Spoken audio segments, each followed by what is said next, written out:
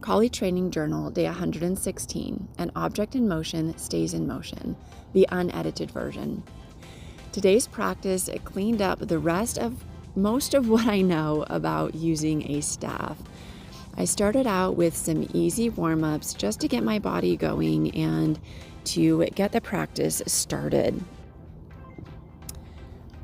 In this warm-up, I really was just working on loosening up the back and legs, getting my arms ready to do some movement and some conditioning and strength training, and then really just getting ready for being able to move the staff around with both one hand and both hands. This is just a simple exercise to help warm up the wrists, coordination, and one of the things that I was thinking of as I recorded this part of the practice was that the coordination between the right and the left hand will slowly pick up speed and get better as I move slowly. So slow is smooth and smooth is fast.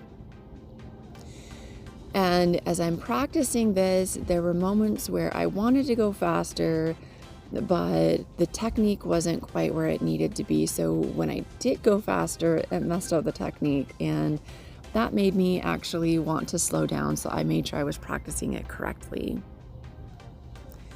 As I thought about today's practice, I really wanted to make sure that I did go slowly and that I paid attention to how the staff felt in my hands. Now, this is a heavier staff. It's not the rattan. So it's forcing my body to work just a little bit harder. But since I don't have a lot of skill or practice using a staff, I figured it would be easier to start out just a little bit heavier than starting out lighter, just because I already have some strength in my body, and specifically in my hands and arms from working with a bolo and a stick. So these are just really basic, simple figure eights. I was actually going to do some on each of my sides and do some turns with my body to kind of get more into the cardinal law, but honestly during the practice I totally forgot. So I really just did the figure eights in front of me, and then practice one of the skills of bringing the staff behind me. Now, it doesn't look very elegant, and to me it doesn't ever look right, but this is just really basic skills in working through this. I'm also going to be doing some pass-throughs behind my back, just like I just did, just to really get the feel of the staff and to really get out of me overthinking about the movement and just play around and have fun. And that's really what a lot of today's practice was just playing around and having fun with it, getting used to having that staff in my hands and having something to look back on later, so that when I start to get more proficient at these skills, I can look back and be able to see my measurable progress. This is a skill that takes a lot of strength, especially with the heavier staff. Now, let me correct that. Not necessarily a lot of strength, but it requires a different set of muscles to help move through the drill. This is really about building those shoulder muscles and the agility in my hands and shoulders to be able to perform the task that I'm trying to accomplish with the staff. It requires me to also be able to hold a posture. As you'll see a little bit later in today's exercise and practice and in yesterday's practice, that there are times when you're holding the staff out straight in front of you, or you're holding it more in front of you. And if you think about that, just because it's in front of you and you're holding it towards the end, on one side or one end of the staff, it creates an additional weight even though the object isn't heavier, it does add additional weight, or trying to think of the right word. It requires just a different set of strength for you to be able to do that and to be able to maintain that posture. So some of what I'm doing there is trying to build up that strength in my arms and my shoulders. Now, even in my collie training a couple of weekends ago, it was still challenging for me there to be able to move around with the lighter staff. So this is just a skill that requires you to have more shoulder strength. Again, just back to those figure eights and bringing it behind my back. Some of these movements are things that I've done previously a couple of years ago, when I very first started playing around with lightsabers and learning how to manipulate the lightsaber where it looked cool.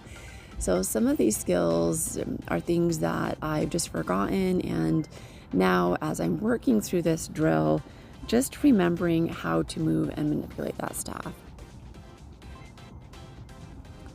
As I work through these figure eights, I'm trying to really make sure that I am in control of the staff and I know where it's going, what direction it's going, the posture of my hand. And then as I'm changing from one hand to the other, I'm trying to maintain the same movement and not slow down or speed up, and just trying to see if I can maintain the movement of the staff already in motion. Next, I'll be going into just some basic movements with the staff, basic manipulation, and learning how to use the staff as if I was in a battle or a fight. These are mostly thrusts, some of them with both hands, some of them just with one hand. And so this is where a lot of that skill is required and needed when you're in a confrontation with somebody and needing to have the strength in your arms, your wrists, your hands, and especially in your shoulders. So this is kind of all part of that in the movement that I'm doing. You're going to see some other ones. I believe these are just basic thrusts. You're also going to see me do some parry movements here in just a minute. Those are very simple and they're all controlled by the backhand. So the front hand is my right hand and the backhand is my left hand. You're going to see that movement, but it's just very, very small movements in the left hand with the parries. And it's actually pretty amazing how little movement is required. I've really enjoyed this new challenge of trying to figure out the staff because it really is a completely different weapon. If you want to play around with this, you can grab a broom, go outside, go into a bigger area, and just see how small of movement is required for you to be able to move that tip of the spear or the end of your broom, and how impactful it can be on the other end. I kind of compare this to sitting in the back of a van or a bus. You feel a lot more movement in the back than you do the front where it's being controlled. That's kind of what the tip of the spear is like. It's like sitting in the back of the bus where it's moving all over the place. And you just need the smallest movement of the wheel to be able to create that movement in the back of the bus. So just kind of playing around with these, trying to get a good feel for them, trying to remember how to do the movement correctly. There's so much to know about this, but again, just really understanding the basics and how to move the spear and how to manipulate it really makes a big difference.